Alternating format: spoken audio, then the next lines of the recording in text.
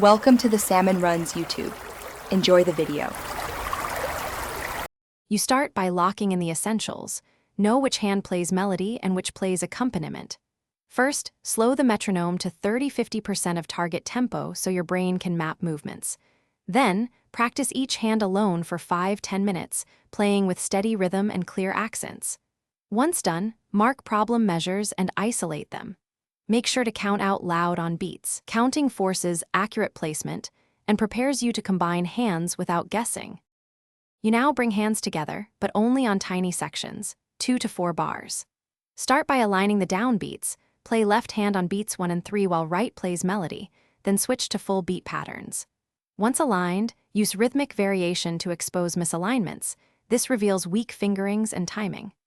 Loop each treble spot 8–12 times at slow tempo, gradually increasing speed by 5–10% only when both hands feel secure. Make sure to keep relaxed wrists. Tension wrecks synchronization.